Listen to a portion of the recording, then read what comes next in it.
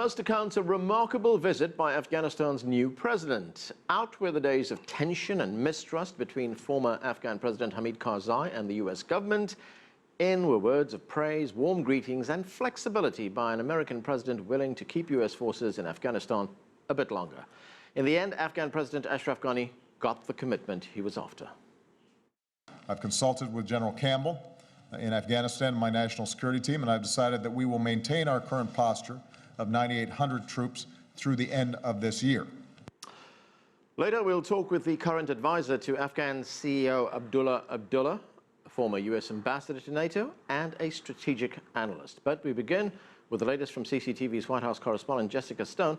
And Jessica, President Obama had planned to cut US troop levels nearly in half, from 9,800 to 5,500.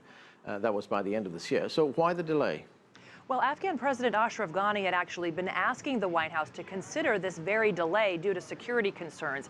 And of course, this spring and summer will be the first fighting season where Afghans have taken over the lead combat role. So this delay will essentially allow the U.S. and coalition trainers to advise the Afghan National Security Forces through this upcoming fighting season. And U.S. President Barack Obama has been very careful to emphasize that he will still draw down U.S. troops to just 1,000 in Kabul by the end of 2016.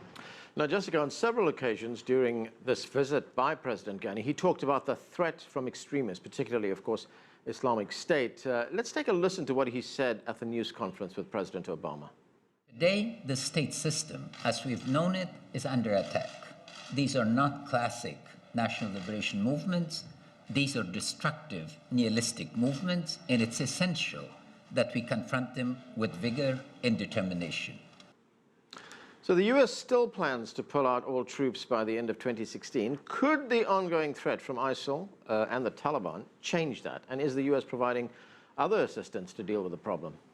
Well, and parts of Pakistan, the Pakistani Taliban have pledged allegiance to ISIL, but Ashraf Ghani sees the group and its radical brand of Islam really as a threat to the region and to all Muslims. And he talked about that repeatedly throughout the visit, as you mentioned.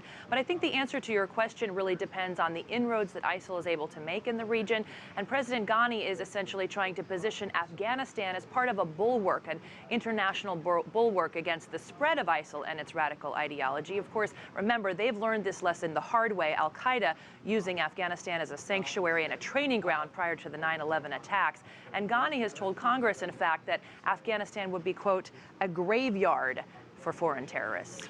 Now, much was made of the difficult dealings, as I'd mentioned earlier on, that U.S. officials had with the former Afghan President Hamid Karzai. Now, these two leaders seem to get along much better, don't they?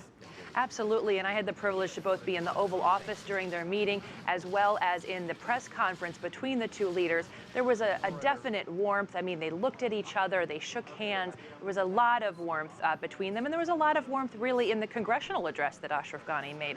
This visit has essentially been a thank you tour by him. He has thanked military families for their sacrifice. You know, 2,300 Americans have died in Afghanistan in this war. He thanked ambassadors, generals, aid workers, construction workers, taxpayers for funding the war, which has cost close to $1 trillion US. And of course, Ashraf Ghani lived in the United States for about 15 years. He has a lot of warm feelings and anecdotes that he shares when he speaks to Americans about this country, which he conveys quite naturally when he speaks. And that certainly did not hurt his cause when he came to the White House and asked for troops to stay longer. Anand. Thanks, Jessica. That's CCTV's Jessica Stone reporting.